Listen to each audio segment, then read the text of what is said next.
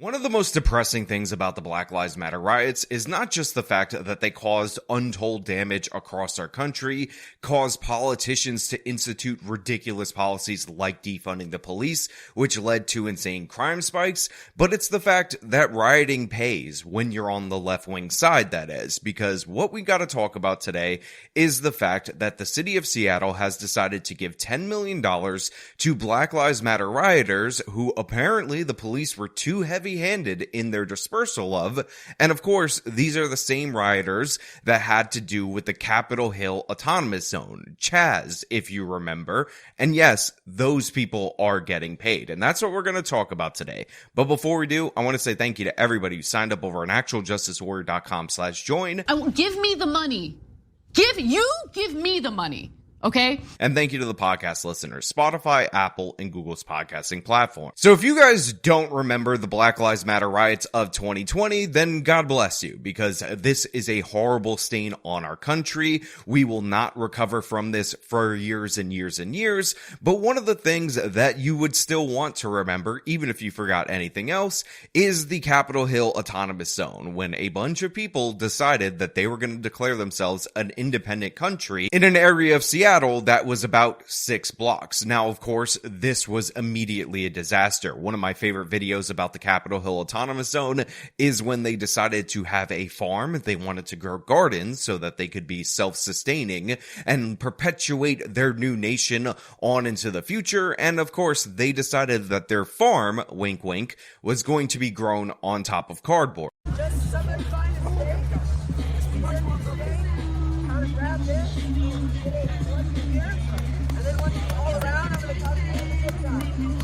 Now, the reason that they wanted to grow their crops on top of the cardboard rather than in the soil, as you would do if you were farming, is because they were afraid that gophers were going to come up from the dirt and eat their crops, and they wanted to protect their crops. So obviously, as you guys could possibly imagine, these left-wing, mostly communist Antifa types were about as intelligent as people who are communists and would join the organization known as Antifa.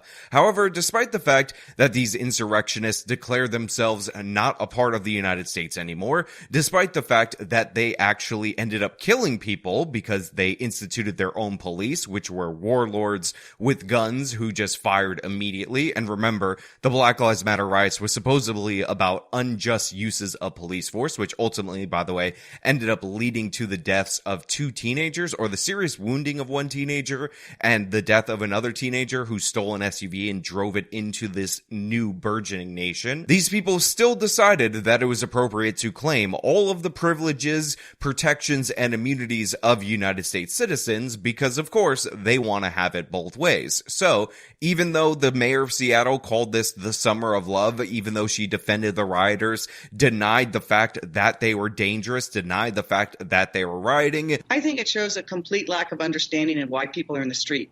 They're in the street fighting a system of domination, and he doesn't understand that. And his response is always one that's bellicose and militaristic, but he doesn't honor the military in that way either, as you've seen from the line of generals that have disputed him. So I think he says dominate because he totally does not understand what is happening in America, and he is desperately trying to start the old fights and the old divisions that put him in power in the first place. How long do you think Seattle in those few blocks looks like this?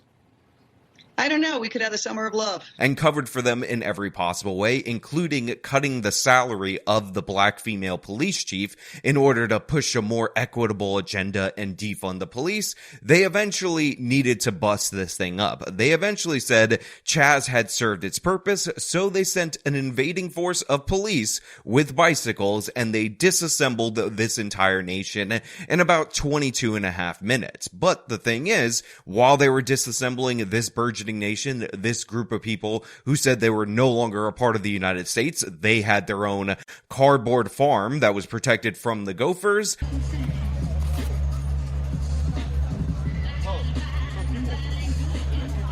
Apparently, they violated the civil rights of these non-citizens, of these autonomous peoples, of these revolutionaries, and that has led to a lawsuit that has been in the courts since 2020, September of that year, and now they gave them $10 million rather than fighting the lawsuit. As the AP reports, Seattle has agreed to pay $10 million to 50 demonstrators who sued over the police department's so-called heavy-handed response to the so-called racial justice protests in 2020. The settlement was announced by attorneys from both sides. Now, I will point out that the Black Lives Matter riots were very destructive and very destructive in the city of Seattle. In fact, this very same police department that is now chucking money at these Black Lives Matter rioters actually had to abandon a precinct when they decided to take it over and create their new nation.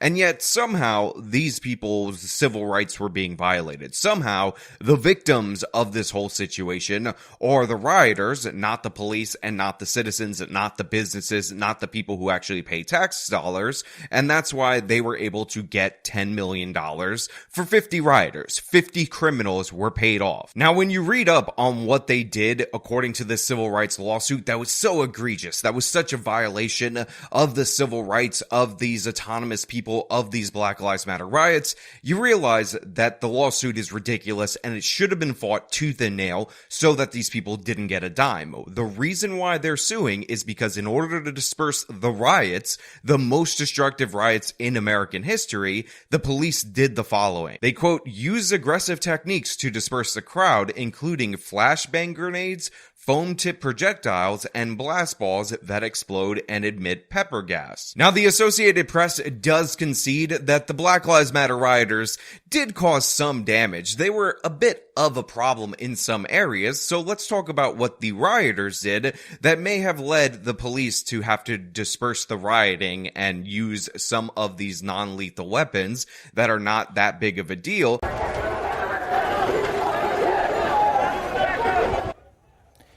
And just like that, Seattle police retaking control of the East Precinct on Capitol Hill. By order of Mayor Jenny Durkan, protesters forced out of the zone earlier this morning, although many of them are saying it's not over. Against said rioters. Let's see if it's justified or if it's excessive based on what the Associated Press concedes. Also, ignore your lying eyes, ignore the videos, ignore all the things that you saw yourself that definitely justify this, but let's just hear what the Associated Press has to say. At some points during the protests, people in the crowds did cause damage, including burning police cars, trying to set a fire at the East Precinct, but a federal judge ordered the department to stop using chemical and other weapons indiscriminately against peaceful demonstrators. You know, those peaceful demonstrators that decided to declare their own independent nation, that were using violence, that were attacking people, that tried to set the police precinct on fire, that rioted it to such a degree that they actually had to abandon the 6th precinct of the Seattle Police Department.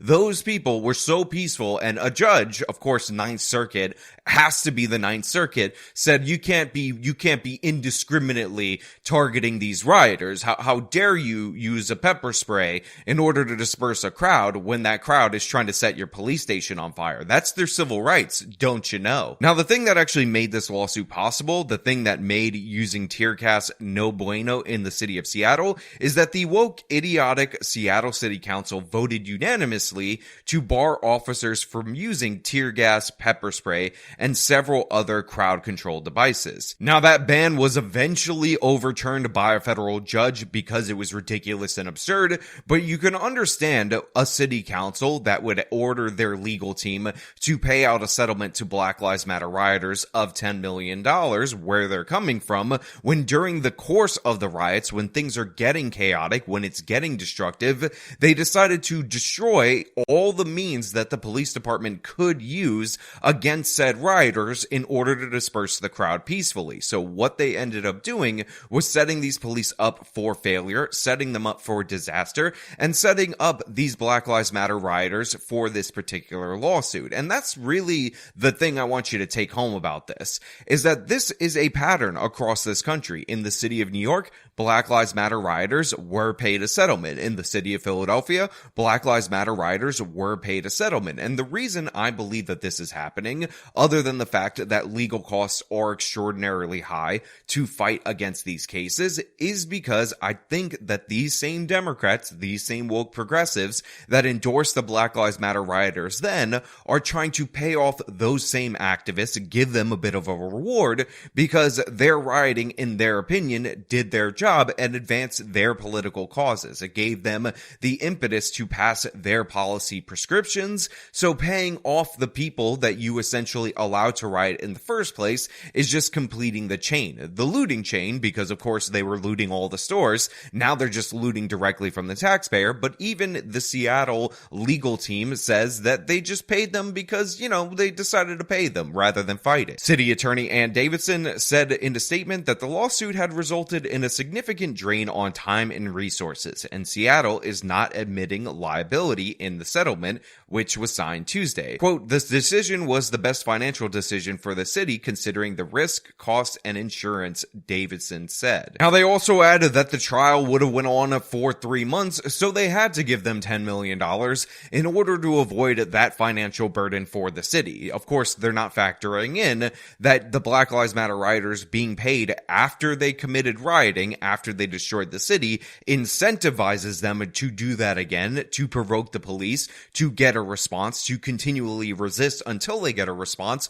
So they're actually setting the stage for more settlements, more money to be paid, rather than fighting this one on principle, which is one of the big major flaws I have with all these different cities, and corporations do this, by the way, settling these types of cases in order to avoid the legal costs. What they should do is institute a loser pays situation for this, where the lawyers who take up these ridiculous cases are on the hook financially for them, and that would be an effective deterrent against bringing frivolous cases like this, rather than you saying, well, your case honestly would have cost us a lot of money to fight, let's just give you $10 million. City of New York's going to give you over $10 million. Philadelphia is going to give you millions of dollars, because why would we bother to fight for our case when we could say, hey, look, we didn't even admit fault. We just gave Black Lives Matter rioters $10 million. Look, needless to say, I do not like that they paid these rioters. Needless to say, I do think that this is a strategy to pay off your activists, the people on your team, and it has been implemented in major left-wing cities across this country, and the consequences for that send the message to the public that if you're rioting for a left-wing cause, if you're looting, if you're destroying stuff, hell, you can even declare yourself your own nation during the process, you will get a payday from it. The taxpayer purse will be opened up and money will be flung in your direction, even though you definitely don't deserve it. Even though you guys were rioters, you were criminals, and you deserve to be prosecuted and sent to prison for your actions, not being paid off. And I know the Associated Press article lists some injuries, but the thing is, if you're out there rioting in the street and a canister explodes near you and you get hurt, that's on you. Also, I don't want to hear about the emotional distress, which is also listed in these groups of injuries, because again, if you're rioting in the street and then the police break up the rioting and you feel sad about that, that is on you. You shouldn't get paid $10 million for that. But of course, that's what happened because we live in an insane world. Now look, as usual, those are my thoughts and opinions. They happen to be 100% right in every possible regard. But if you disagree with me, feel free to leave your wrong opinions down in the comments below. Now, as usual, if you like the video, you show them by leaving a like. You can subscribe for more content. You can follow me on all my social medias. They're linked in the description. This has been me talking about the Black Lives Matter rioters getting paid off yet again. Till next time.